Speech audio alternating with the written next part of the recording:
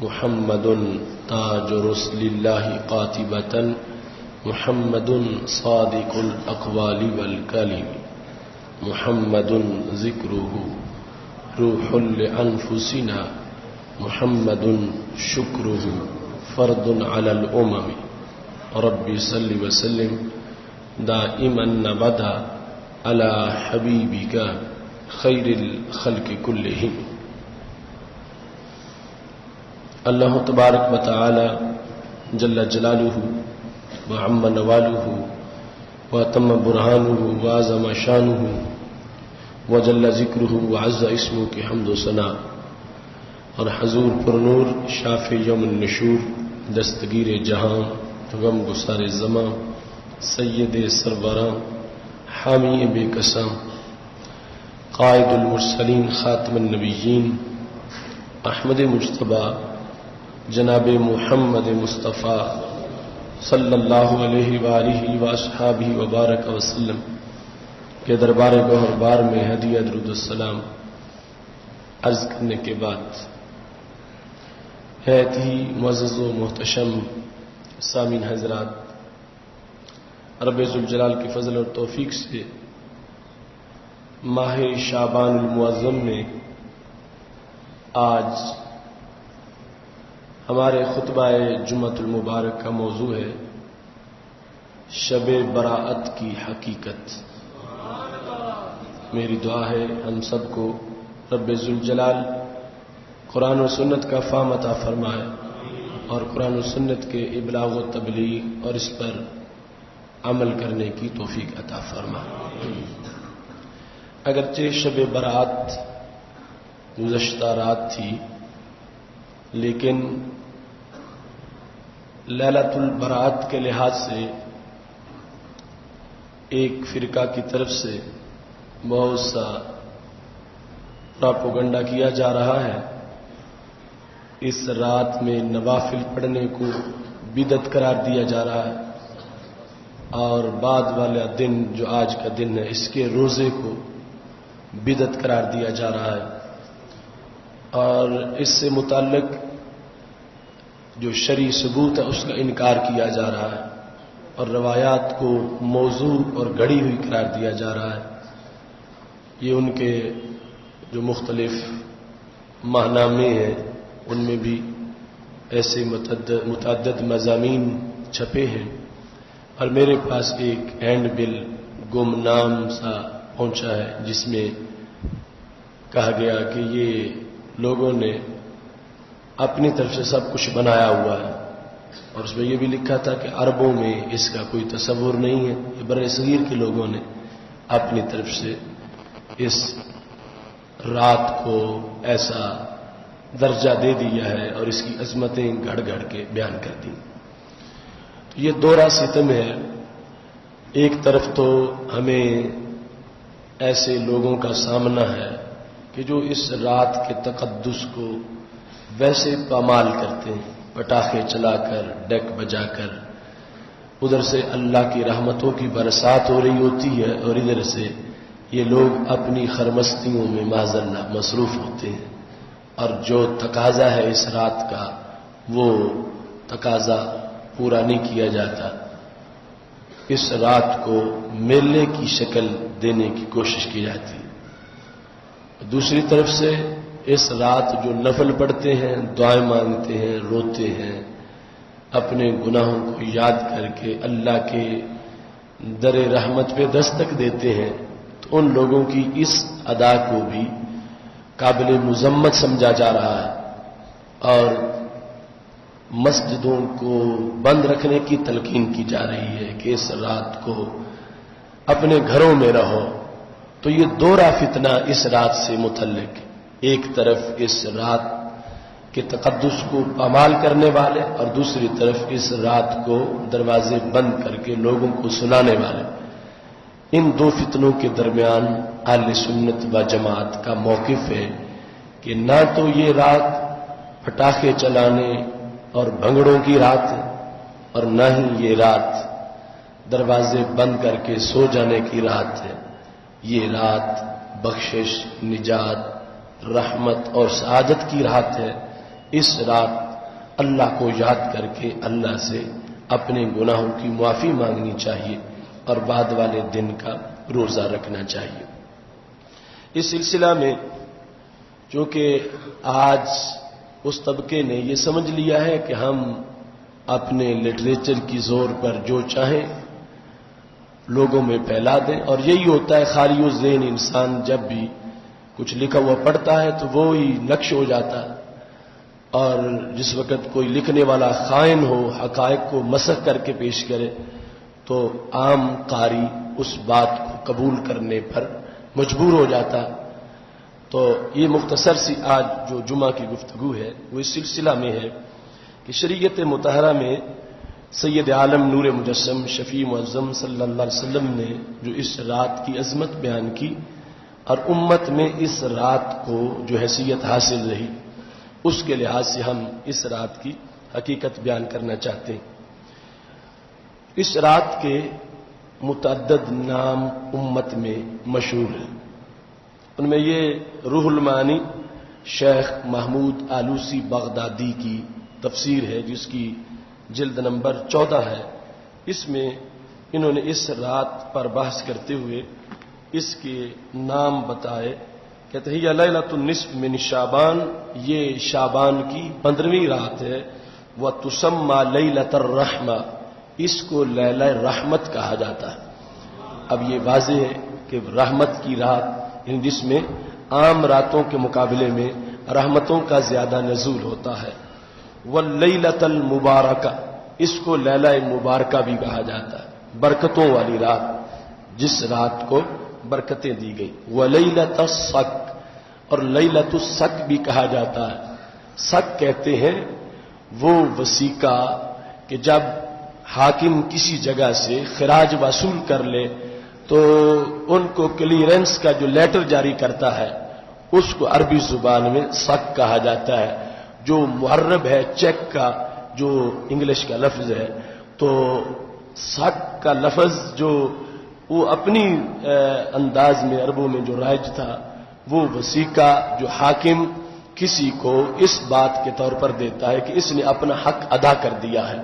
تو لیلہ برات کو لیلۃ الصک اس لیے کہا جاتا ہے کہ رب ذوالجلال اپنے کچھ بندوں کو راضی ہو کے اپنی طرف سے یہ کلیئرنس لیٹر جاری کر دیتا ہے کہ فرشتوں، ان پر جو میرا حق تھا وہ انہوں نے ادا کر دیا ہے، لہذا یہ جنت کے وارث اور مستحق بن گئے ہیں۔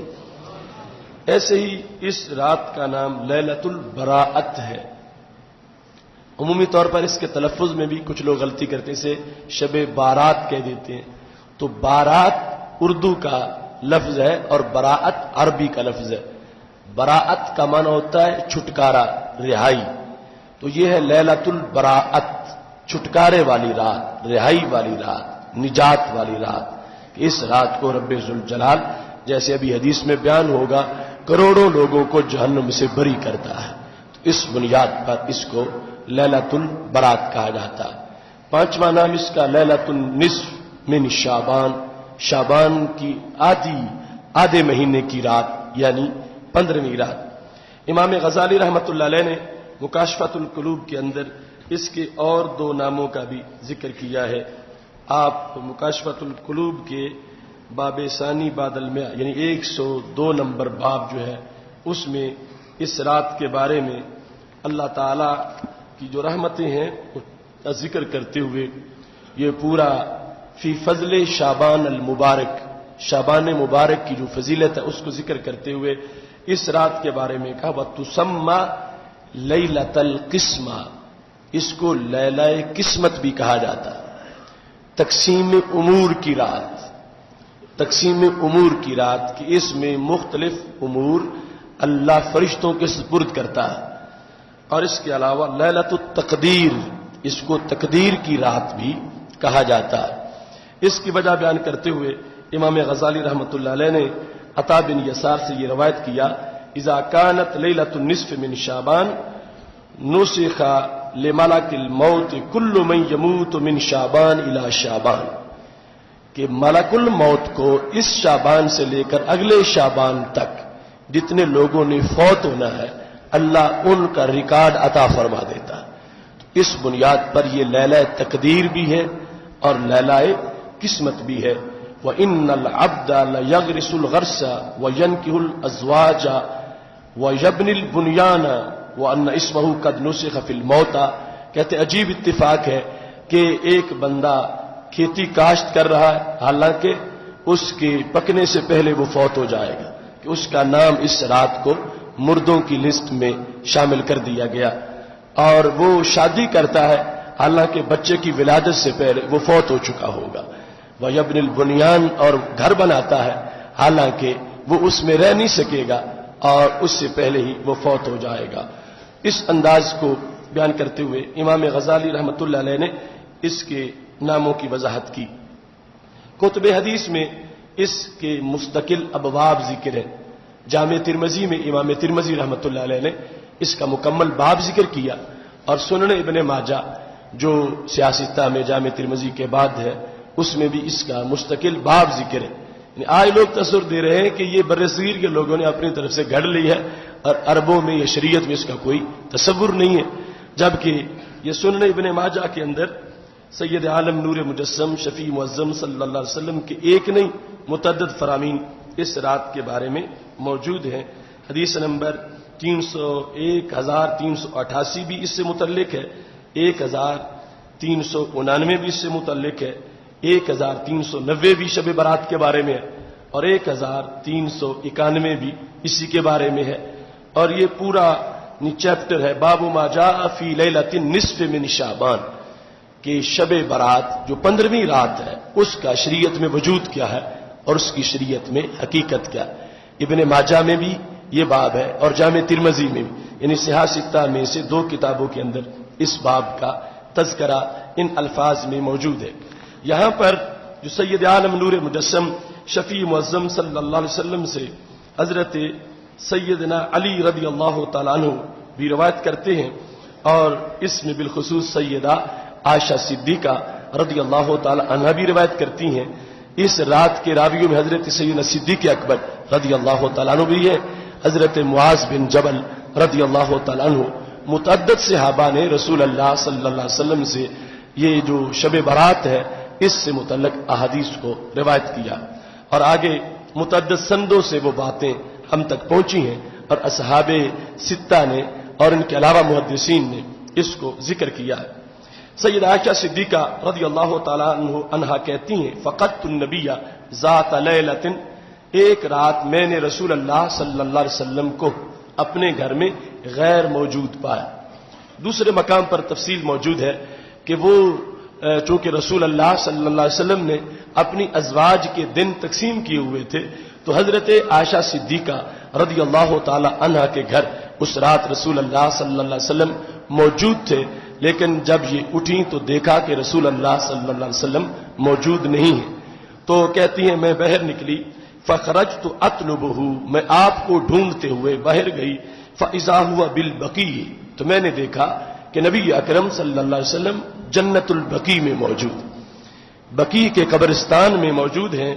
رافع رأسہ الی السماء، آسمان کی طرف سر اٹھایا ہوا ہے، یہ چہرہ آسمان کی طرف کیا ہوا ہے. اتنے میں کہتی ہیں میں پہنچ گئی تو نبی علیہ الصلوۃ والسلام نے میرے جانے پر تعجب کیا، اور رسول اللہ صلی اللہ علیہ وسلم نے مجھ سے گفتگو کی تو کہنے لگے کہ یا عائشہ تو اکنت تخافین ان یخیف اللہ علیک ورسول، کیا تمہیں کہیں یہ خیال آ گیا ہے کہ اللہ اور اس کے رسول صلی اللہ علیہ وسلم آپ پہ کوئی ظلم کریں گے؟ تو عائشہ صدیقہ رضی اللہ تعالی عنہا نے کہا نہیں، مجھے ایسا خیال نہیں آیا، میں آپ کو تلاش کرنے نکلی ہوں. تو سید عالم نور مجسم شفیع معظم صلی اللہ علیہ وسلم نے ارشاد فرمایا. اب یہ جملے اس رات سے متعلق ہمارے نبی علیہ السلام کے فرمودات میں سے ہیں. کیا فرمایا؟ عائشہ تمہیں پتا نہیں، آج کی رات وہ رات ہے جو شعبان کی 15ویں رات ہے.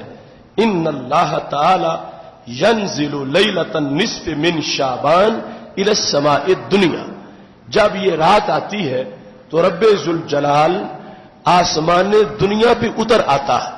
یہ لغوی معنی ینزل ہوگا، چونکہ اللہ چڑھنے اترنے سے پاک ہے تو مطلب یہ ہے کہ اللہ آسمان دنیا پر اپنے خاص جلوے نازل فرماتا. آسمان دنیا، یہ آسمان جو ہمیں نظر آتا اس کو آسمان دنیا کہا جاتا. دنیا کہنے کا مطلب یہ ہے، دنیا کو لغوی معنی ہوتا ہے اقرب، تو باقی آسمانوں کے مقابلے میں زمین والوں کے یہ زیادہ قریب ہے. اس قرب کی بنیاد پر اسے آسمان دنیا کہا جاتا، چونکہ ہر آسمان کا موٹاپا 500 سال کی مسافت پر مشتمل ہے. ہر آسمان سے اگلے آسمان تک کا سفر 500 سال کی مسافت پر مشتمل ہے. تو اس بنیاد پر جو 7واں آسمان ہے وہ تو ہم سے بہت دور ہے، اور یہ اقرب آسمان ہے، چونکہ اس تک ہمارا فاصلہ اتنا ہی ہے جتنا پہلے آسمان سے دوسرے آسمان تک ہے.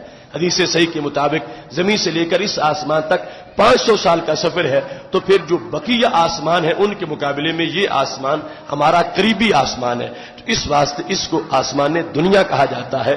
اور اللہ تبارک و تعالی اس رات کو آسمان دنیا پر اپنی خصوصی تجلیوں کا نزول فرماتا ہے، اور اللہ کی طرف سے مختلف صدائیں اپنی مخلوق کے لیے اس رات کو گونجتی ہیں. اب رسول اللہ صلی اللہ علیہ وسلم نے یہ بیان کر کے کہ اللہ آسمان دنیا پر نزول فرماتا ہے تو کیا کرتا ہے؟ فَيَغْفِرُ، اللہ بخشتا ہے، لِأَكْثَرَ مِنْ عَدَدِ شَعْرِ غَنْمِ قَلْبِ. بنی کلب اس وقت ایک قبیلہ تھا کہ جن کی بکریاں بہت زیادہ تھیں. کسی قبیلے کی بکریوں کی تعداد ان کے مساوی نہیں تھی. تو رسول اللہ صلی اللہ علیہ وسلم نے صحابہ کو بتانے کے لیے، عائشہ صدیقہ رضی اللہ تعالی عنہا کو بتانے کے لیے کہ اس رات کتنے لوگوں کو بخشا جاتا ہے، تو فرمایا اللہ تعالی بنی کلب کی بکریوں کے بالوں سے زیادہ تعداد میں لوگوں کو جہنم سے نکال کے جنت عطا فرما دیتا. فَيَغْفِرُ لِأَكْثَرَ، برابر نہیں، اکثر، اس سے اکثر، من عدد شعر غنم کلب، بنی کلب کی بکریاں ان کے جو بال ہیں ان بالوں کی تعداد سے زیادہ لوگوں کو خالق کائنات جل جلالہ اس رات نجات دیتا ہے، برات دیتا ہے، اور اللہ تبارک و تعالی بخشش فرما دیتا. تو یہ حدیث شریف جس میں اس بات کو ذکر کیا گیا، اس کا بیان دیگر بہت سی حدیث کی کتابوں میں بھی موجود ہے. یہ شرح السنہ کی 3 جلد جو امام ابو حسین بن مسعود بغوی کی کتاب ہے، اس میں بھی انہوں نے اس سلسلہ میں پورا باب ذکر کیا ہے. باب فی لیلۃ النصف من شعبان، شعبان کی 15ویں رات کا باب. اس میں انہوں نے بھی متعدد احادیث ذکر کی ہیں، اور ان احادیث کے ساتھ ساتھ انہوں نے یہ حدیث جو ہے جو ابھی میں نے پڑھی اس کا بھی ذکر کیا. یہاں تک کہ صحیح مسلم شریف میں اس حدیث کے بعض حصے موجود ہیں. صحیح مسلم میں کتاب اور کتاب جنائز کے اندر دعا اور استغفار کے باب میں انہوں نے یہ ذکر کیا کہ نبی علیہ الصلوۃ والسلام اس طرح رات کو بقیع میں موجود تھے. عائشہ صدیقہ رضی اللہ تعالی عنہا وہاں پہنچی. وہاں یہ لیلۃ النصف کا ذکر نہیں ہے، لیکن باقی سارے واقعے کا ذکر ہے، جس سے پتہ چلتا ہے کہ وہ اسی رات کا معاملہ تھا کہ حضرت عائشہ صدیقہ رضی اللہ تعالی عنہا پہنچی. نبی اکرم صلی اللہ علیہ وسلم دعا مانگ رہے تھے، اور اس پر سید عالم نور مجسم شفیع معظم صلی اللہ علیہ وسلم نے یہ واضح کیا کہ یہ رحمتوں کی رات ہے، اور خالق کائنات جل جلالہ اپنے بندوں کو معاف فرماتا ہے. لیلۃ النصف کا باب ان محدثین نے جو ذکر کیا، اس سے مقصد یہ تھا کہ یہ قرون اولا سے نبی علیہ الصلوۃ والسلام کے فرامین سے یہ ثابت ہے، یہ بعد میں کوئی گھڑا ہوا معاملہ نہیں. امام بہقی کی کتاب شعب ایمان ہے، جس میں انہوں نے ایمان کے ڈپارٹمنٹ بیان کیے ہیں. اس کے اندر 3 جلد میں انہوں نے اس رات پر بطور خاص بحث کی ہے. اس میں بھی امام بہقی نے تقریباً 5-6 صفحات پر اس رات کا تفصیل سے ذکر کیا ہے، اور اس رات کے قیام اور دن کے جو روزے ہیں ان کا تفصیل سے امام بہقی رحمۃ اللہ علیہ نے تذکرہ فرمایا. اس سلسلہ میں سید عالم نور مجسم شفیع معظم صلی اللہ علیہ وسلم کے فرامین کو ذکر کرتے ہوئے یہ باب انہوں نے کیا ما جاء فی لیلۃ النصف من شعبان.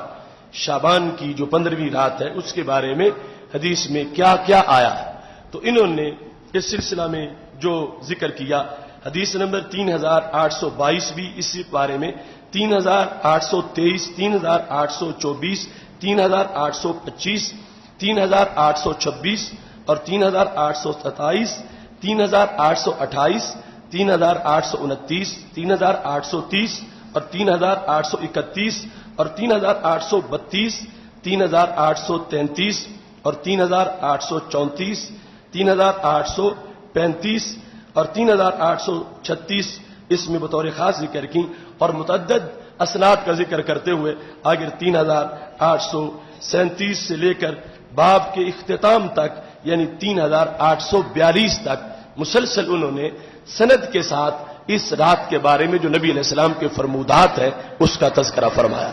اب دیکھو امام بہقی جیسا امام، انہوں نے اس رات کی اہمیت کے لیے اس قدر اتنی احادیث اور اتنی اسناد کے ساتھ انہوں نے اس سلسلہ میں ذکر کیا، اور یہاں تک کہ اسی حدیث کا کچھ حصہ امام بہقی نے یوں بھی بیان کیا کہ عائشہ صدیقہ رضی اللہ تعالی عنہا کہتی ہیں کہ قام رسول اللہ صلی اللہ علیہ وسلم من اللیل یصلی، کہ نبی اکرم صلی اللہ علیہ وسلم رات کو اٹھے، آپ نے نفل پڑھے، فاطال السجود، سجدہ بہت لمبا کیا، کتنا لمبا؟ کہتی ہیں حتی ظننت انہ قد قبض، یہاں تک کہ مجھے تو یہ وام ہو گیا کہ نبی علیہ السلام کا سجدے میں وصال ہو گیا، اتنا طویل سجدہ تھا، میں انتظار کرتی رہی کہ ابھی سر اٹھاتے ہیں، ابھی سر اٹھاتے ہیں، لیکن سید عالم صلی اللہ علیہ وسلم کا وہ سجدہ بہت طویل تھا، اور اس پر جب مجھے وام ہو گیا، ظنن تو میں نے گمان کیا کہ نبی علیہ الصلوۃ والسلام کا وصال ہو چکا ہے، ورنہ اتنا لمبا سجدہ یہ پہلے معمول میں نہیں تھا، تو کہتی ہیں حتی حرکت ابہامہ، میں نے نبی علیہ السلام کا انگوٹھا پکڑ کے تھوڑا سا کھینچا، تو سید عالم نور مجسم شفیع معظم صلی اللہ علیہ وسلم کا جب میں نے انگوٹھا کھینچا اور اس کے بعد میں واپس ہو گئی، رسول اللہ صلی اللہ علیہ وسلم نے سجدے سے سر اٹھایا، نماز سے فارغ ہوئے، مجھ سے پہلے گفتگو نہیں کی، فارغ ہونے کے بعد مجھے کہا یا عائشہ، تو اے عائشہ، دوسرا لفظ یا حمیرہ جو نبی علیہ الصلوۃ والسلام کی طرف سے عائشہ صدیقہ کو کہا جاتا تھا، تم نے یہ کیا کیا کہ میں نماز پڑھ رہا تھا اور تم نے میرا انگوٹھا کھینچا، تو اس طرح تو نماز میں جائز نہیں ہے، تم نے ایسا کیوں کیا؟ تو کہتی ہیں میں نے کہا لیکنی ظننت انک قبضت، میرا خیال تھا کہ آپ کا وصال ہو گیا، تو اس واسطے میں نے انگوٹھا کھینچا، کیوں؟ لطول سجودے کا، آپ نے سجدہ بڑا لمبا کیا، تو میں مجبور ہو گئی تو میں نے انگوٹھا کھینچا، تو نبی علیہ الصلوۃ والسلام نے فرمایا اتدرین ای لیلۃ ھذہ، جانتی ہو یہ رات کون سی ہے؟ کہ تمہیں میرے لمبے سجدے پر تو تعجب ہے، مگر تمہیں یہ خبر نہیں کہ یہ رات کون سی ہے؟ قلت اللہ ورسول عالم، تو میں نے کہا، عائشہ صدیقہ رضی اللہ تعالیٰ عنہ کہتی ہیں میں نے کہا رب بہتر جانتا ہے، رب کے نبی بہتر جانتے ہیں، یعنی یہ جن سے دین پڑھنے کا نبی علیہ السلام نے صحابہ کو حکم دیا اور کہا خذوا شطر دینکم، عائشہ صدیقہ سے تم نے آدھا دین پڑھنا، تو وہ سید عائشہ صدیقہ رضی اللہ تعالی عنہا کہتی ہیں رب بہتر جانتا ہے، آپ بہتر جانتے ہیں، مجھے تو پتہ نہیں کہ یہ رات کون سی ہے، تو ہمارے آقا صلی اللہ علیہ وسلم نے فرمایا ھذہ لیلۃ النصف من شعبان، یہ ہے شعبان کی 15ویں رات، عام رات نہیں، یہ شعبان کی 15ویں رات ہے، ان اللہ عز وجل یطلع علی عبادہ فی لیلۃ النصف من شعبان، اور اس رات کو اللہ، لغوی معنی یہ ہے اپنے بندوں کو جھانک کے دیکھتا ہے۔ اب رب ذوالجلال پاک ہے اس سے کہ وہ آگے جھانکے تو اسے کچھ نظر آئے، اسے تو ہر جگہ ہر چیز نظر آ رہی ہے، اور جھانکنا بظاہر ایک جسم کی ایک ادا ہے، تو یہ متشابہات سے ہے۔ مطلب کیا ہے اس لفظ کو استعمال کرنے کا؟ اپنی مخلوق کی طرف پیار کی جو کثرت ہے اس کا اظہار کرنا ہے، کہ جیسے کوئی بڑا خاص ارادہ کر کے کسی چیز کو دیکھنا چاہے تو جھانک کے دیکھتا ہے، خاص توجہ ہوتی ہے تو پھر وہ ایسا کرتا ہے، تو اللہ تعالیٰ اپنی خاص محبت کا اظہار کرتا ہے، اور نبی علیہ السلام نے اس اظہار محبت کے لیے یہ لفظ استعمال کر دیے ہیں کہ لوگوں اس رات تم دروازے بند کر کے سو نہ جانا، رب تو جھانک کے دیکھ رہا ہے، پیار سے دیکھ رہا ہے.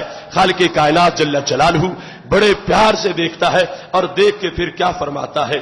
ہمارے آقا صلی اللہ علیہ وسلم ارشاد فرماتے ہیں فیغفر، اللہ بخشتا ہے کس کو؟ للمستغفرین، جو کہ مغفرت مانگ رہے ہو. مستغفر جو مغفرت مانگنے والا ہے اللہ اس کو بخش دیتا ہے. وَيَرْحَمُ الْمُسْتَرْحِمِينَ، جو رحم مانگتے ہیں ان پہ رحم کرتا ہے، جو بخشش مانگتے ہیں ان کو بخش دیتا ہے. وَيُؤَخِّرُ أَهْلَ الْحَقِّ كَمَا هُمْ، ایک طبقے کو کچھ نہیں دیتا. کون؟ فرمایا جن کے دلوں میں کسی کا کینہ ہو ان کو اللہ مؤخر کر دیتا. یؤخرہم، ان کو اللہ تبارک و تعالی سائیڈ پہ کر دیتا ہے اور باقی جو مانگنے والے ہیں خالق کائنات جل جلالہ ان کو عطا فرماتا ہے. اب یہاں اس مقام پر جو اس بحقیقی شعب ایمان کے شب برات کے باب میں حدیث نمبر 3835، اس میں کچھ اور مضمون بھی آ گیا اور سید عالم نور مجسم شفیع معظم صلی اللہ علیہ وسلم کی طرف سے عام راتوں کے مقابلے میں جو اس کا اہتمام آپ نے خود کیا اور پھر امت کو بتا دیا تو پتہ چلا کہ اس رات کی ویلیو کے پیش نظر رات کو مسجد میں آ جانا، نفل پڑھنا، گھر میں جاگنا، دعائیں مانگنا، بندگی کرنا، قبرستان چلے جانا، یہ سارے امور ہیں کہ جن کا تذکرہ یہاں پہ کر دیا گیا ہے. اور سید عالم نور مجسم شفیع معظم صلی اللہ علیہ وسلم نے جو اللہ کی خاص رحمتیں ہیں جس کی بنیاد پر اس رات کو امت برات کی رات، براعت کی رات یا امت رحمت کی رات کہتی ہے، برکت کی رات کہتی ہے، قدر و قسمت کی رات کہتی ہے، تو اس کے پس منظر میں یہی احادیث ہے کہ جن میں رب ذوالجلال کی اس خصوصی رحمت کا ذکر ہے. تو یہ جو اس رات کو اللہ کے آسمان دنیا پر جلوہ گر ہونے کی بات ہے یا جو یہاں پر ذکر کیا گیا سید عالم صلی اللہ علیہ وسلم کی طرف سے جھانکنے کا لفظ، تو یہ ساری بات مطلقاً اگر ساری حدیثیں اکٹھی کی جائے جو 15-16 ہیں تو یہ بات سب میں موجود ہے اور اس بنیاد پر آج بھی امت اسے یاد رکھے ہوئے ہے. اور اس سے بڑھ کے اور کیا دلیل ہو سکتی ہے کہ جب سید عالم نور مجسم شفیع معظم صلی اللہ علیہ وسلم سے یہ بات بالکل حتمی طور پر ثابت ہو گئی کہ عام راتوں کے مقابلے میں یہ رات خاص رات ہے جب اللہ جان کے بندوں کو دیکھتا ہے، آسمان دنیا پر اللہ تبارک و تعالی تجلی فرماتا ہے، خاص رحمتیں دیتا ہے. اور آگے وہ حدیث ہے جو میں بھی بیان کروں گا جس میں مختلف آوازیں بھی یعنی اللہ کی طرف سے جو اعلانات ہوتے ہیں وہ بھی اس کے بارے میں موجود ہیں. اس بنیاد پر اس حدیث کی جو کثیر سندیں ہیں ان کے نتیجہ میں یہ حدیث درجہ حسن تک جا پہنچی ہے. اگر کوئی بات اس کی کوئی ایک سند ضعیف ہو لیکن وہی بات دوسری سند سے ثابت ہو جائے، تیسری، چوتھی، پانچویں، چھٹی سے ثابت ہو جائے، متعدد اسناد مل جائیں تو پھر ذوف ختم ہو جاتا ہے اور پھر وہ بات ذوف سے نکل کے حسن تک چلی جاتی ہے. اور یہ بات بھی ذہن میں رکھیں کہ حدیث ضعیف میں اور موضوع میں بڑا فرق ہے. موضوع ہوتی ہے گھڑی ہوئی اور وہ کسی بنیاد پر کام نہیں دیتی، اس کو ماننا ناجائز ہے کہ وہ قول نبی نہیں کہ جس کو قول نبی کہا جا رہا وہ موضوع ہے. لیکن حدیث ضعیف بھی اگر ہو تو اس کے بارے میں یہ تمام اصول حدیث کے ماہرین کا ضابطہ ہے کہ ضعیف حدیث فضائل اعمال میں معتبر ہوتی ہے. ضعیف حدیث سے عمل کی فضیلت ثابت ہو جاتی ہے، ضعیف حدیث فضائل اعمال میں معتبر ہوتی ہے. تو یہ لوگوں کا پروپیگنڈا ہے کہ جو کہیں کہ اس سلسلہ میں روایات موضوع ہیں، نہیں، موضوع نہیں ہے. اللہ کے آسمان دنیا پر جلوہ کرنے والی حدیثیں متعدد ہیں اور وہ درجہ حسن بھی، وہ ضعیف بھی نہیں ہے. اور جہاں تک ذوف کا تعلق ہے تو اس رات میں جو بندگی ہے اور اس رات کی جو فضیلت دوسرے مقام پر ثابت ہے اس کی بنیاد پر اس میں نفل پڑھنے سے، بندگی کرنے سے، دعائیں مانگنے سے یہ حدیث اگر اس کا ذوف مان بھی لیا جائے وہ ذوف روکتا نہیں ہے کیونکہ لوگوں نے اپنی طرف سے گھڑا نہیں ہے. اصل میں صحابہ کے لحاظ سے تو حدیث کی قسم ہی ایک تھی اور نہ اس میں کوئی دوسری بات تھی کہ جنہوں نے نبی علیہ السلام کی زبان سے خود سن لیا ہے وہ قرآن کی آیت کی طرح قطعی ہے ان کے لحاظ سے.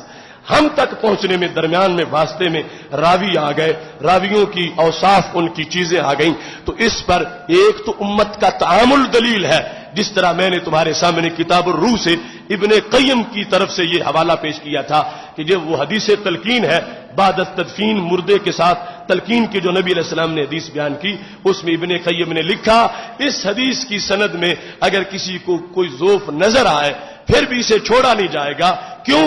امت ہر صدی میں اس پہ عمل کرتی رہی ہے، تو امت کے عمل سے بھی چیز جو ہے وہ پکی ہو جاتی ہے، مستحکم ہو جاتی ہے۔ تو اس بنیاد پر ایک تو کثیر الاسناد، اس میں بہت زیادہ اس کی سندیں ہیں، اوپر محور جو صحابہ ہیں وہ بھی متعدد ہیں، صرف ایک راوی نہیں، اور متعدد صحابہ اس کی روایت کرنے والے ہیں، اور پھر تعامل ہے، اور اس میں پھر جو کر رہے ہیں کوئی اٹھ کے کوئی ڈاکہ نہیں ڈال رہے، چوری نہیں کر رہے، بنگڑے نہیں ڈال رہے، نفل ہی پڑھ رہے ہیں، رب کو یاد کر رہے ہیں، اللہ سے دعا مانگ رہے ہیں، تو اس بنیاد پر اب اس دعا سے، اس بندگی سے لوگوں کو روکنا یہ شیطان سے تعاون ہو سکتا ہے، یہ دین کی کوئی خدمت نہیں ہو سکتی۔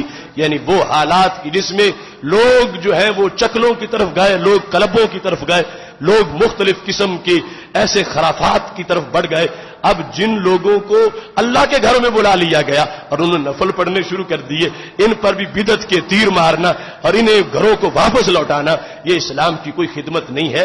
ان لوگوں کی حوصلہ افزائی کرنی چاہیے جو شیطان کے پھندے سے نکل کے رحمان کے گھر میں سجدے کر رہے ہیں۔ اس سلسلہ میں ابن ماجہ شریف کی جو دوسری حدیث شریف ہے جس میں اس رات کی بطور خاص بندگی کا اور آج کے دن کے روزے کا ذکر ہے، اس حدیث کے راوی حضرت سیدنا علی رضی اللہ تعالی عنہ اور متعدد صحابہ اور بھی اس کے راوی ہیں۔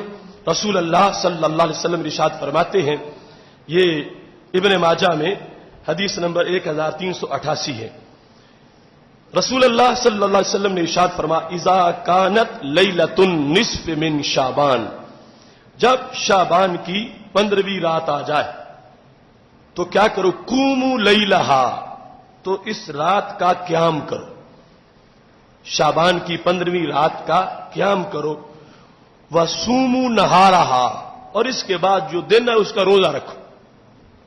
سید عالم نور مجسم شفیع معظم صلی اللہ علیہ وسلم نے قوموا لیلہا وصوموا نہارہا کا حکم فرمایا، اور پھر یہ فرمایا ان اللہ ینزل فیہا لغروب الشمس الی سماء الدنیا، اس رات کو اللہ غروب آفتاب کے ساتھ ہی آسمان دنیا پہ جلوہ کر دیتا ہے۔ ویسے ہر رات کچھ وقت ایسا ہے مگر وہ آخری شب کا وقت جب اللہ کی رحمت آواز دیتی ہے، لیکن اس رات کا خاصہ کیا ہے؟ ہمارے نبی علیہ السلام ارشاد فرماتے ہیں ان اللہ ینزل فیہا لغروب الشمس، غروب شمس کے ساتھ ہی اللہ کی طرف سے خاص جلوے آسمان دنیا پر آ جاتے ہیں۔ تو کیا ہوتا ہے؟ فیقول، اور رب کہتا ہے الا من مستغفر لی فاغفر لہ، کوئی نہیں جو مجھ سے مغفرت مانگے، الا کیا نہیں ہے کوئی مستغفر جو مغفرت مانگے، فاغفر لہ تو میں اس کو بخش دوں۔ یعنی یہ اللہ کی طرف سے جو بخشش کا اعلان ہے اس کا کمال انداز ہے، کوئی نہیں، یعنی جیسے اللہ تعالی بہت چاہتا ہے بخشنا، ایک دن بندے کہے بخش دے، وہ کہ نہیں وقت نہیں، ٹائم نہیں، پھر دیکھوں گا، وہ کہتا ہے کوئی نہیں کہ جو بخشش چاہے تو میں بخش دوں۔ یہ پہلا اعلان شب براءت کو مغرب کے بعد، الا من مستغفر فاغفر لہ، کوئی نہیں کہ جو مغفرت چاہتا ہو کہ میں اس کو بخش دوں، حالانکہ اس کے سارے سامنے ہیں، جو چاہتے ہیں وہ بھی سامنے ہے، جو نہیں چاہتے وہ بھی سامنے ہے، وہ سب کو دیکھ رہا ہے، مگر اس نے آواز دی اور ہمارے نبی علیہ السلام نے سن کے ہمیں سنا دی۔ ہمیں تو سنائی نہ دیتی، ہمارے کان اس لائق نہیں ہے، یہ ہمارے آقا صلی اللہ علیہ وسلم کا فرمان ہے کہ اس رات کو اللہ کی آواز سنی اور سن کے صحابہ کو سنا دی اور صحابہ سے ہم تک پہنچی۔ ہمیں اپنے سننے پر جو آج لوگوں کی بولیاں سنتے ہیں ہمیں اتنا یقین نہیں جتنا نبی علیہ السلام کے سنے ہوئے پہ یقین ہے۔ خالق کائنات فرماتا الا میں مستغفر لی فاغفر لہ، کوئی نہیں جو مغفرت چاہتا ہو تو میں اس کو بخش دوں۔ الا مسترزق فارزقہ، کسی کو رزق کی ضرورت نہیں کہ میں اس کو رزق دے دوں، یہ اللہ کی طرف سے اعلان ہے۔ الا مبتلا فاعافیہ، کوئی نہیں جو بیماری میں پس رہا ہو تو میں اس کو شفا دے دوں۔ الا مبتلا، جو مبتلا ہو، مصائب میں مسائل کا شکار ہو، مختلف مصیبتوں کے اندر جکڑا ہوا ہو اور رہائی چاہتا ہو، کوئی نہیں جو مجھ سے کہے تو میں اس کو بخش دوں، اس کو رہائی دے دوں، نجات دے دوں۔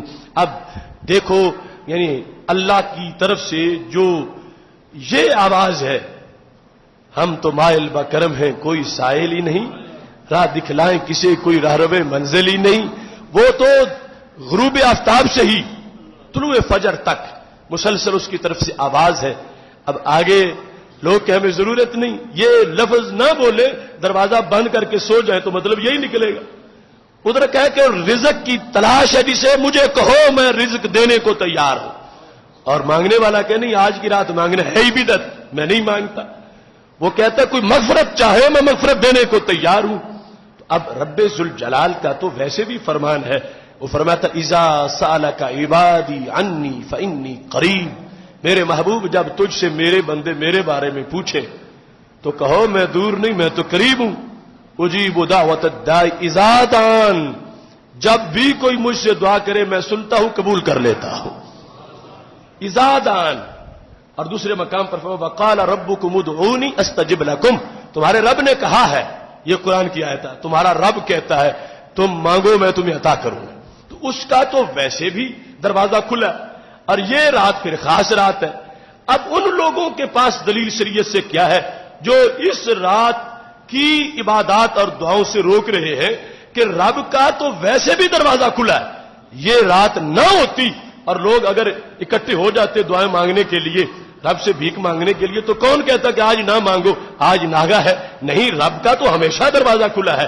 اور پھر آج کی رات کے بارے میں جو گزشتہ رات تھی تو یہ ہے کہ وہ مسلسل غروب آفتاب سے یہ اعلان کر رہا ہے اور اس کی طرف سے یہ مسلسل آواز آتی ہے۔ تو پھر جو اپنا خیر خواہ ہو، اپنی ذات سے مخلص ہو، اسے پھر آج کی رات جو گزر گئی تھی اس سے بائیکاٹ نہیں کرنا چاہیے، بلکہ اس میں جو بندہ جتنا مانگ سکتا ہے، اور یہ طریقہ ہے کہ اس سے ویسے مانگے پھر بھی امیدیں دے دے، اور 2 سجدے کر کے مانگے تو پھر زیادہ امید ہے۔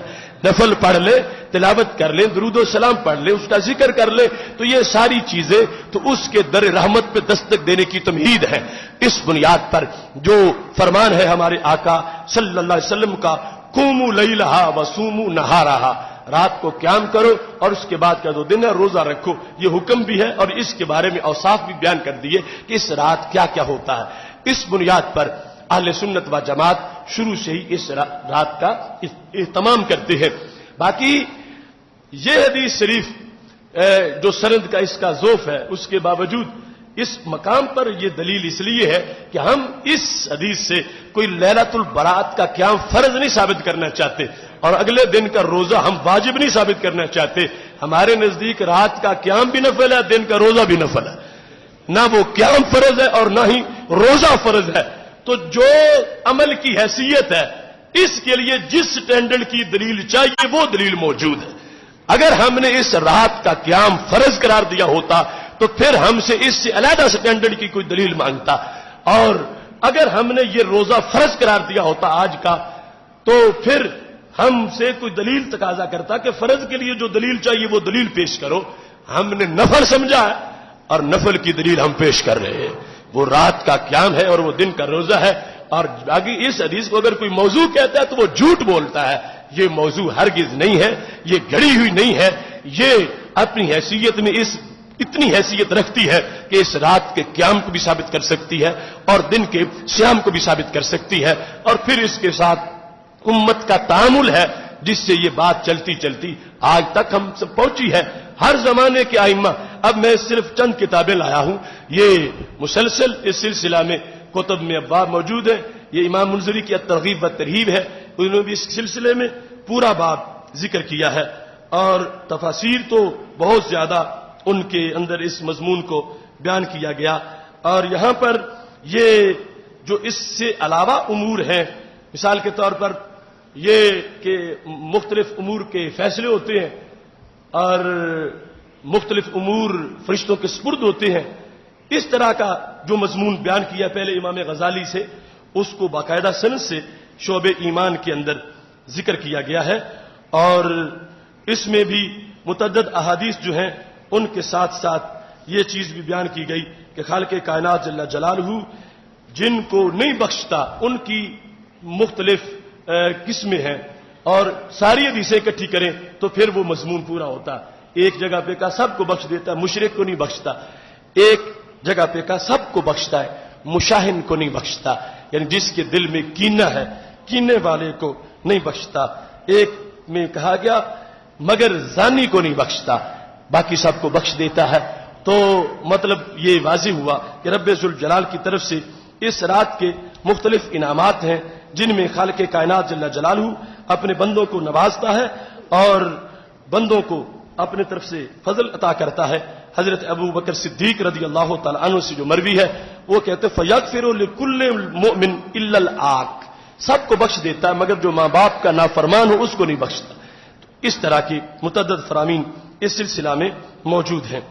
یہاں پر سید عالم نور مجسم شفیع معظم صلی اللہ علیہ وسلم سے صحابہ کرام علیہم رضوان نے جو باتیں سن کے آگے روایت کی اور ہم تک ان کا مضمون پہنچا، ان میں ایک احادیث کا سلسلہ ہے اور دوسرا بعد کے لوگوں کے صحابہ اور تابعین کے اقوال ہیں. 3839 نمبر پر جو سند ذکر کی، یہ مختلف نمبر جو میں نے آپ کے سامنے پہلے ذکر کیے ہیں، ان میں عثمان بن محمد بن مغیرہ بن اخنس ان کا یہ قول ذکر کیا گیا تقطع الآجال من شعبان الى شعبان، شعبان سے لے کر شعبان تک اجل جو مرنا ہے کسی کا اس کا فیصلہ ہوتا ہے.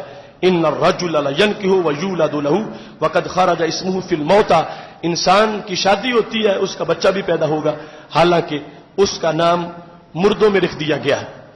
اس سلسلہ میں قاضی ثناء اللہ پانی پتی رحمۃ اللہ علیہ نے تفسیر مظہری میں اس موضوع پر گفتگو کرتے ہوئے اس کا ایک حتمی خلاصہ ذکر کیا. چونکہ شب قدر جو ہے جو رمضان میں ہے اس کے بارے میں بھی ایسا مروی ہے کہ اس میں بھی فیصلے ہوتے ہیں، تو پھر ان دونوں راتوں کے اندر تطبیق کیا ہے. اور تیسرا شرعی طور پر ہمارا یہ عقیدہ ہے کہ رب ذوالجلال نے تو سب کچھ ازل میں لکھا ہوا ہے، تو جب ازل میں لکھا ہوا ہے تو اس رات پھر فیصلہ کس چیز کا ہوتا ہے یا قدر کی رات کو فیصلہ کس چیز کا ہوتا ہے. تو ان ساری باتوں کو سمجھنے کے لیے یہ ذہن میں رکھیں کہ ایک ہے اللہ کا علم اجمالی اور ایک ہے علم تفصیلی. وہ ازل میں کائنات کے لیے ہر چیز کے لیے رب ذوالجلال نے اجمالاً ہر چیز لکھ دی اور باقی جو کچھ ہونا ہے تفصیل بھی ہر چیز کی اللہ کے علم میں ازل میں ہی موجود تھی.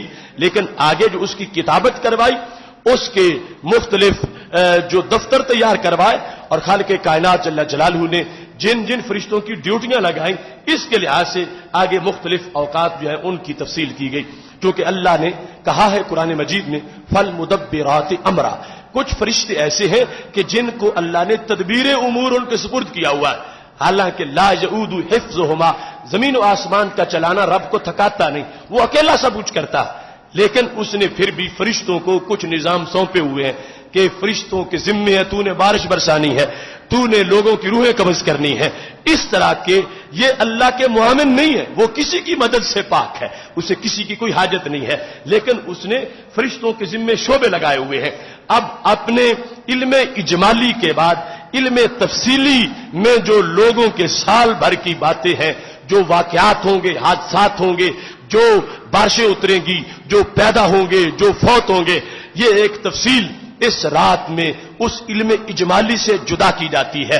اور پھر قدر کی رات میں اللہ تبارک و تعالی متعلقہ فرشتوں کو وہ رجسٹر عطا کر دیتا ہے کہ یہ سال کا تمہارا شیڈول ہے، سال بھر تم نے اس کے مطابق آگے کام کرنا ہے. تو اس بنیاد پر یہ رات بھی اہم رات ہے اور وہ قدر کی رات بھی اہم رات ہے، اور دونوں کی طرف جو یہ امور منسوب ہو گئے تو اس میں غلط کوئی بات بھی نہیں ہے. یہاں پر ان کی تفصیل ہے اور آگے پھر جدا کر کے ان کو لکھنا ہے، اور پھر اس کے بعد قدر کی رات وہ نظام فرشتوں کے سپرد کر دیا جائے گا کہ جس کی روشنی میں انہوں نے آگے سارے امور کو طے کرنا ہے. اس سلسلہ میں مختلف کتابوں کے اندر جہاں دعائیں قبول کرنے والی راتوں کا ذکر ہے وہاں پر بھی لیلۃ البرات کا بطور خاص ذکر کیا گیا کہ یہ رات برات کی رات ہے اور نجات کی رات ہے. بالخصوص حضرت شاہ ولی اللہ محدث دہلوی رحمۃ اللہ علیہ نے حجت اللہ البالغہ جو ان کی کتاب ہے، اس کتاب کے اندر جلد نمبر 1 میں اس رات کی بحث کرتے ہوئے حضرت شاہ ولی اللہ محدث دہلوی رحمۃ اللہ علیہ نے ایک باب قائم کیا جس کا نام رکھا ہے باب اسرار الاوقات. ان کا یہ انداز ہے کہ اپنی کتاب میں ہر چیز کی حکمتیں بیان کی ہیں. باب اسرار الحج، حج کی حکمتیں، باب اسرار الصیام، روزے کی حکمتیں، اور یہ باب ہے باب اسرار الاوقات، وقت کی حکمتیں، وقت کیا چیز ہے اور وقت کے اسرار و رموز کیا ہے. اس میں انہوں نے یہ بات ایک تفصیل سے بیان کی کہ کچھ وقت ایسے ہیں جو عام وقتوں سے ماورا ہے، ان کے دوسرے وقت ان کی برابری نہیں کر سکتے. کچھ اوقات ایسے ہیں، جیسے ہے نا کچھ جگہ ایسی ہیں کہ جہاں پر نیکی کا ریٹ بڑھ جاتا ہے. اب نماز آپ یہاں بھی پڑھتے ہیں اور اگر اللہ توفیق دے جا کے بیت اللہ میں پڑھے تو اب ریٹ بڑھ جائے گا، مسجد نبوی شریف میں اس کی حیثیت زیادہ ہوگی. اب نماز تو وہی ہے جو یہاں پڑھی تھی، لیکن جگہ اور ہے، اس جگہ کی وجہ سے ایک اس میں برتری آ گئی، ایک اضافہ آ گیا اور اللہ کے دربار میں مقبولیت بڑھ گئی. ایسے ہی وقت سارے رب کے پیدا کردہ ہے، لیکن کچھ اوقات ایسے ہیں کہ جن میں خالق کائنات عام اوقات کے مقابل اپنے بندوں پہ زیادہ مہربان ہوتا ہے. تو باب اسرار الاوقات کے اندر حضرت شاہ ولی اللہ محدث دہلوی رحمۃ اللہ علیہ نے اس طرح مختلف اوقات گنوائے کہ جن کے اندر رب ذوالجلال اپنے بندوں پر رحمتیں نازل کرتا ہے. احدھا کے ہیڈنگ کے نیچے لکھا ینزل ربنا کل لیلۃ الی السماء الدنیا حتی یبقى ثلث اللیل الاخر. حدیث شریف ہے کہ ہر رات ہی خالق کائنات جب آخری تیسرا حصہ رات کا باقی رہ جاتا ہے تو خالق کائنات آسمان دنیا پر تجلی فرماتا. تو وہ وقت پھر عام اوقات سے خاص ہے کہ جس وقت میں خالق کائنات جل جلالہ اپنے بندوں پہ زیادہ مہربان ہوتا ہے. اس کے بعد حضرت شاہ ولی اللہ محدث دہلوی رحمۃ اللہ علیہ کہتے ہیں کہ ان اعمال العباد تعرض یوم الاثنین و یوم الخمیس، پیر کے دن اور جمعرات کے دن بندوں کے عمل اللہ کے سامنے پیش کیے جاتے. یہ پہلے ہم تفصیلاً گفتگو کر چکے ہیں کہ ایک جمعہ کا جمعہ حساب ہوتا ہے، ایک پیر اور جمعرات کا حساب ہے، ایک ماہانہ ہے، ایک سالانہ ہے، یہ مختلف اوقات ہیں. اس کے بعد کہنے لگے ینزل قال فی لیلۃ النصف من شعبان. یہ اوقات بیان کرتے کرتے کہ افضل وقت کون سے ہے اور جن میں دعائیں قبول ہوتی ہیں اور بندگی کا ریٹ بڑھ جاتا ہے اور اللہ تبارک و تعالی تھوڑی بندگی پر زیادہ اجر عطا فرماتا ہے. کہتے ایک وقت ان میں سے کون ہے؟ لیلۃ النصف من شعبان، 15ویں رات شعبان کی. ان اللہ لا یطلع فیہا وفی روایت ینزل فیہا الی السماء الدنیا. اللہ تبارک و تعالی اس رات کو آسمان دنیا پر تجلی فرماتا ہے اور تجلی فرما کے اپنے بندوں کو بخشش کی سوغات عطا فرماتا ہے. اب آپ اس سلسلہ میں آج کے ان لوگوں کے پروپیگنڈے کی جو شرح ہے اس کو محسوس کریں. آخر حضرت شاہ ولی اللہ محدث دہلوی رحمۃ اللہ علیہ جیسا انسان اپنی کتاب میں جب یہ باب ذکر کر رہا ہے، اگر یہ من گھڑت بات ہوتی تو من گھڑت باتیں ایسا امام ذکر کر کے لوگوں کو اس رات کی طرف متوجہ کرنا چاہتا، اور اگر ایسی صورتحال ہوتی کہ یہ رات کوئی شے نہیں، اس کی کوئی حقیقت نہیں، اس کا کوئی مقام نہیں، تو پھر ان کو یوں ذکر کرنا چاہیے تھا. ذکر کر کے کہتے ہیں یہ لوگوں نے گھڑ لی ہے، حقیقت میں یہ کچھ نہیں. لیکن انہوں نے اس انداز میں ذکر کیا کہ اس کا رد نہیں کیا، بلکہ کیا لکھا والحدیث والاحادیث فی ھذا الباب کثیرۃ معلومۃ. کہتے ہیں یہ شعبان کی جو 15ویں رات ہے اس کے سلسلے میں تھوڑی نہیں احادیث کثیرہ ہے. والاحادیث فی ھذا الباب کثیرۃ معلومۃ، کثیر بھی ہے اور معلوم بھی ہے. ایسی نہیں کہ جن کا کوئی سروپا نہ ہو، اور ایسی نہیں کہ جن کی کوئی سند نہ ہو، اور ایسی نہیں کہ جن کو دلیل نہ بنایا جا سکے. تو حضرت شاہ ولی اللہ محدث دہلوی رحمۃ اللہ علیہ اپنی اس کتاب میں اس رات کی عظمت کو اجاگر کرتے ہوئے ہمیں یہ سبق دے رہے ہیں. یہ میں نے چند نام اس لیے لیے عربوں سے لے کر عجم تک، اور وہاں اصحاب ستہ سے لے کر آج کے محدثین تک، اور حضرت صدیق اکبر، حضرت علی، حضرت معاذ بن جبل، حضرت عائشہ صدیقہ رضی اللہ تعالی عنہم سے لے کر آج کے اہل حق تک یہ چند حوالہ جات آپ کے سامنے اس لیے ذکر کیے ہیں کہ کسی کے شر کا شکار نہ ہو اور کسی کے پراپوگنڈے میں نہ آئے. یہ ہم نے نہیں گھڑی، یہ تو رب نے اس رات کی قسمت جو ہے وہ عظیم بنائی ہے. اور نبی علیہ الصلوۃ والسلام نے بیان فرمایا ہے جس میں سرکار عبادت کرے، سرکار چلے جائیں اہل بقیع کی مغفرت کے لیے، وہاں جا کے ان کے لیے دعا مانگے اور یہ فرمائیں کہ یہ رات، ہر لمحہ اس رات کا بہت عظیم لمحہ ہے، اور ہر لمحہ اس رات کا اللہ کی اس میں مسلسل آواز آ رہی ہے. تو ہمارا ایمان بالغیب ہے. رسول اللہ صلی اللہ علیہ وسلم کے فرمان پر یقین رکھتے ہوئے ہمیں اس رات کی قدر کرنی چاہیے، اور اس سلسلے کا جو پراپوگنڈا ہے اس کی طرف بالکل متوجہ نہیں ہونا چاہیے. ہاں، اس رات کو اگر کوئی یہ سمجھتا ہے کہ میں پٹاخے چلاؤں گا تو مجھے ثواب ملے گا، کوئی یہ سمجھتا ہے کہ میں ڈیک لگاؤں گا تو مجھے ثواب ملے گا، کوئی یہ سمجھتا ہے کہ اس رات کو میں کوئی بھنگڑا ڈالوں گا تو مجھے ثواب ملے گا، اس طرح کی چیزیں اس رات کے ساتھ جو اٹیچ کرتا ہے تو اس بندے نے ظلم کیا، اس نے شریعت کو نہیں سمجھا، وہ اس رات کی قدر نہیں جانتا، اور ان چیزوں کی شریعت نے کوئی اجازت نہیں دی، اور نہ ہی ان باتوں کا نبی علیہ السلام نے کوئی حکم فرمایا. اس لحاظ سے اگر وہ ایک فتنہ جو جہال کا ہے وہ ہم اس کا ابتدا میں خود رد کر رہے ہیں، اور یہ نام نہاد روشن خیال اور جہال، ان سے دین کو بچانا یہ ہمارے لیے لازم ہے. اور دوسری طرف جو دین کے رنگ میں اس عبادت سے لوگوں کو روکنا چاہتے ہیں ان کے لیے بھی ہم نے عافیت کے پیش نظر یہ باتیں پیش کر دی ہیں. اور یہ ہینڈ بل بھی چھپ چکا ہے، ادارہ صراط مستقیم کا یہ پیغام مختلف جگہ تقسیم ہوا ہے. نماز جمعہ کے بعد قاری صاحب سے آپ کو مل جائے گا، وہ تقسیم ہو رہا ہوگا، جس میں ہم نے چند دلائل اس سلسلہ کے بطور خاص ذکر کیے ہیں. اب بہت سے آپ میں ساتھی ایسے بھی ہوں گے کہ کیا ایسا بھی ہے کہ لوگ اس رات میں نفل پڑھنے سے بھی روکتے ہیں؟ ہم تو شیطان روک رہا تھا ہمیں، ہم آ نہیں سکے تھے، پڑھ نہیں سکے تھے، اور اب سنا ہے کہ اس سے شریعت کا حوالہ دے کے بھی روکا جا رہا ہے. تو یہ فتنوں کا دور ہے، آنکھ جو کچھ دیکھتی ہے لب پہ آ سکتا نہیں، محو حیرت ہوں کہ دنیا کیا سے کیا ہو جائے گی. روزانہ کے نئے نئے فتنے اور نئے نئے جھگڑے اور نئے نئے نعرے اور نئے نئے نظریے لوگ ان کو جنم دے رہے ہیں.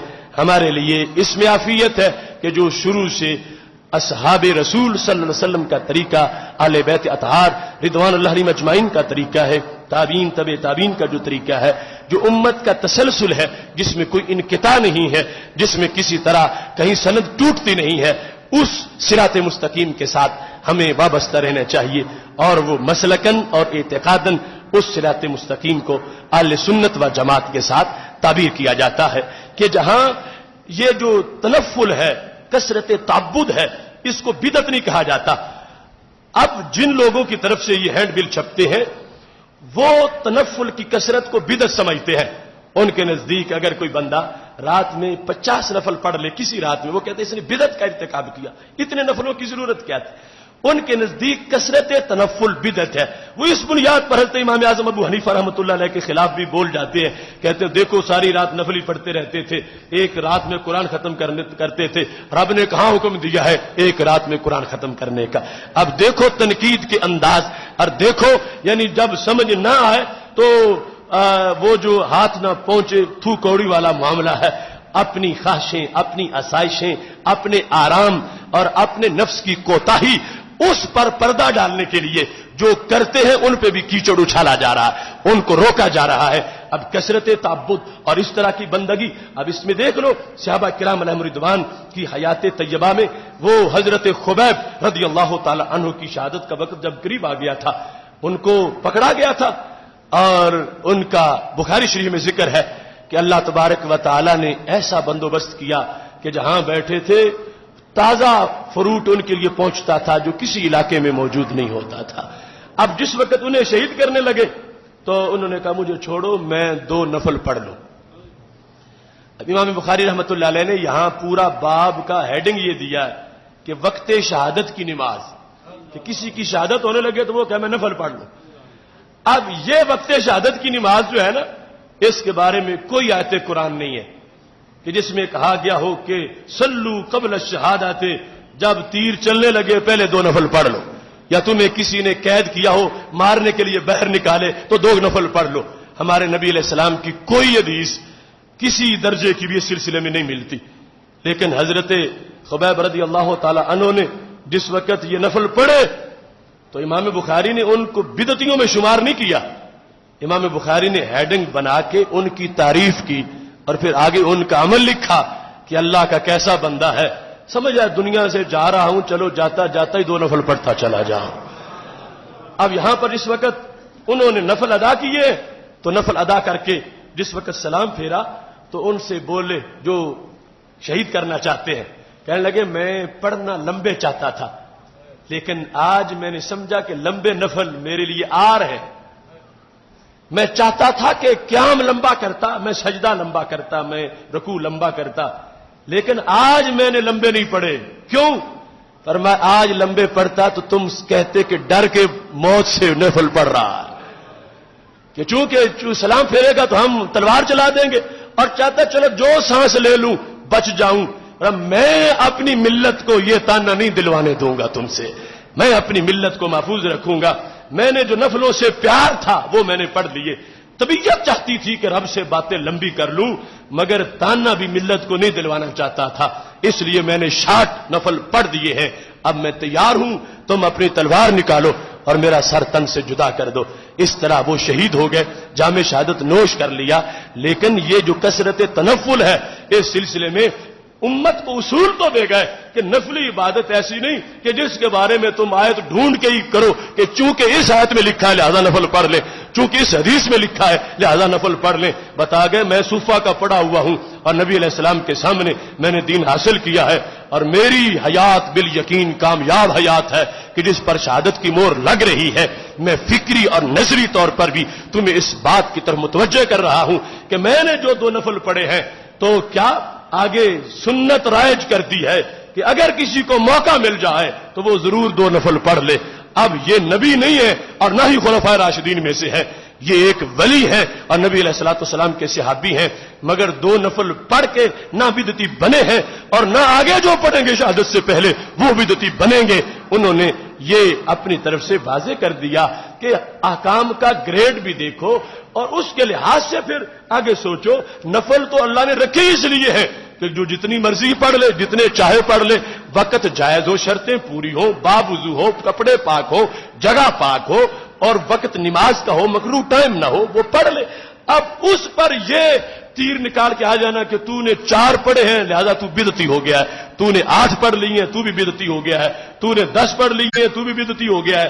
یہ تو کثرت تنفل اور کثرت تعبد اس کا شریعت میں تقاضا ہے. یہ کرنے والوں نے کوئی اضافہ نہیں کیا، اصل میں قانون کلی تھا، اس کا ایک فرد انہوں نے ظاہر کر دیا. اب رب ذوالجلال نے جو قرآن میں حکم دیا ہے اپنی تسبیح کا، اللہ نے حکم دیا اپنی عبادت کا، اسی کا ایک یہ بھی شعبہ ہے. اب فرائض تو بندہ اپنی طرف سے نہیں بنا سکتا، واجب بھی نہیں بنا سکتا.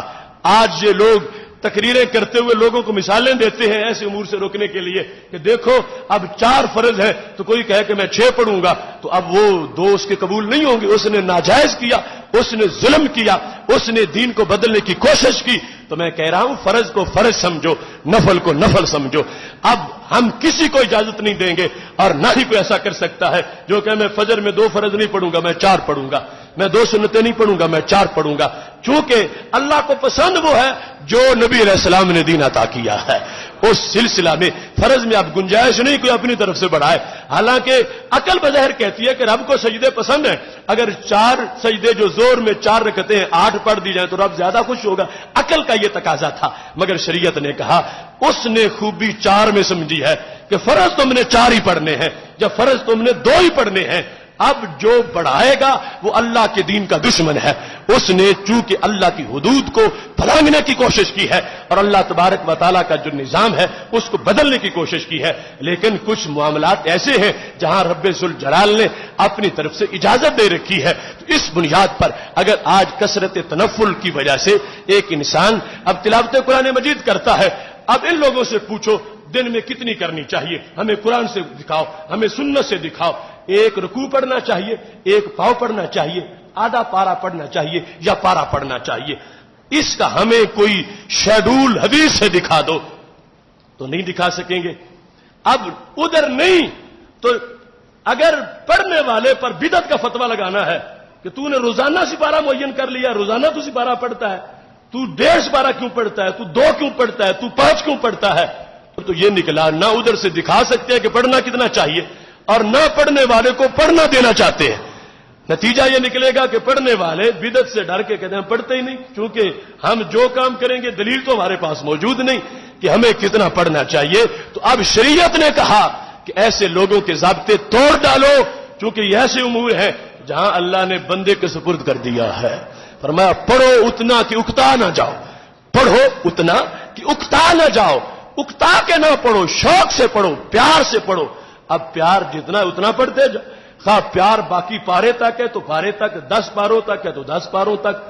अब ये हर बंदे का फिर पता चला अपना मजाज है, अपनी हैसियत है, उसके अंदर अपनी टैलेंट उसमें मौजूद है, उसका अपना एक प्यार है। इसमें आके दीन हर एक के लिहाज से अपनी अपनी उसके मजाज के मुताबिक हो गया। अब एक बंदा पढ़ के एक रकू और उसके बाद उसको ऐसे जैसे रस्सी से बांधा हुआ है, ना लफ्ज बोलता है ना देखता है, बेजार होके बैठा है, या उससे नींद आई हुई है और उसका सर नीचे बार बार कुरान से टकरा रहा है। अब इसको तो बेहतर यही है ना कहो कुरान बंद कर दे और हट जा पीछे। और दूसरा जो शौक से पढ़ रहा है और 5 पढ़ चुका है, 10 पढ़ना चाहता है, अब उसे भी इसी के साथ ही बांधे, तू भी बंद कर दे, तू भी हट जा पीछे, तो ये शरीयत में जायज नहीं है। शरीयत मुताहरा में जो उसूल और कवानीन हैं, उन कवानीन के पेश नजर हम तमाम अहकाम को समझते हैं और उनको आगे चलाते हैं।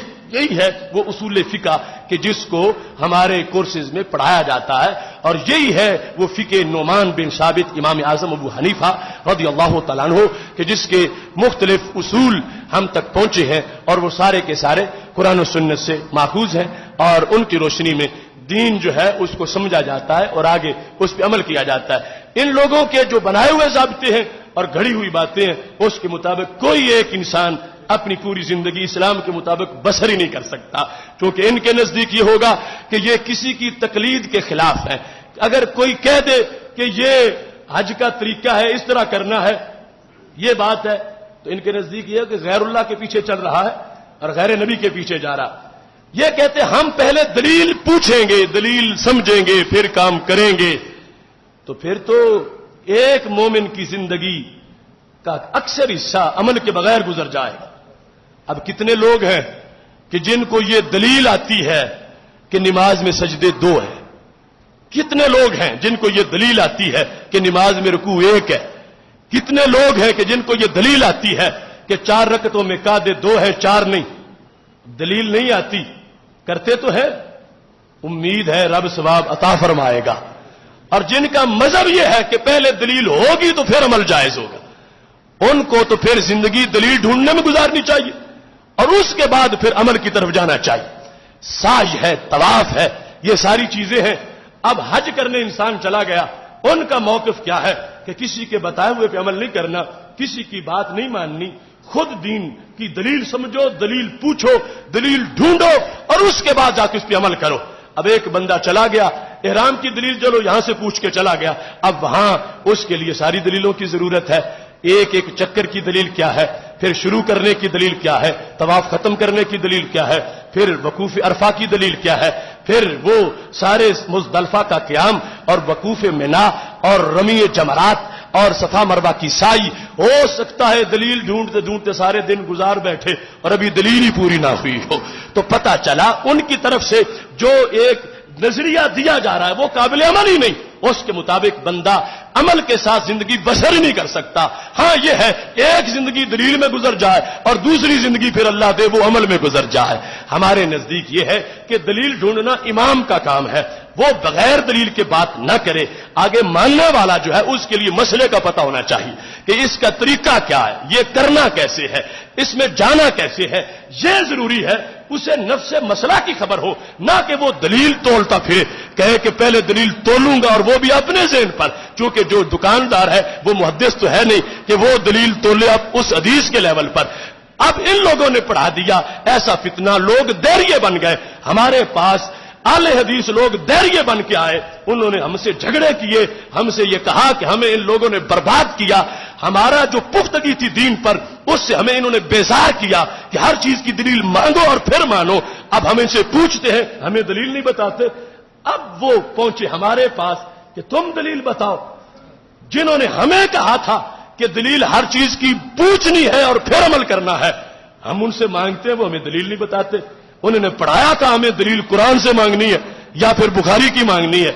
हम अब जो मसले की पूछते हैं, ना कुरान से दिखाते हैं ना बुखारी से दिखाते हैं, बल्कि वो बंदा मुझे कहने लगा मुझे तो अब कुरान की भी दलील अच्छी नहीं लगती माज़अल्लाह। क्यों? कहता ये तो उर्दू बाजार लाहौर में छपा, कौन कहता है कि ये वही है जो नबी अलैहि सलाम पे उतरा था? हम कोई पास थे मौजूद? یہ کیسے ثابت ہوگا کہ یہ وہی ہے کہ جو نبی علیہ السلام پہ اترا تھا؟ یہ تو اردو بازار لاہور میں چھپا ہے۔ اب اس مرض کا سبب کون لوگ بنے؟ جنہوں نے لوگوں کے گلے سے وہ ضابطے، وہ ہار تقلید کے اتارے اور ان کو بے لگام بنا کے چھوڑ دیا۔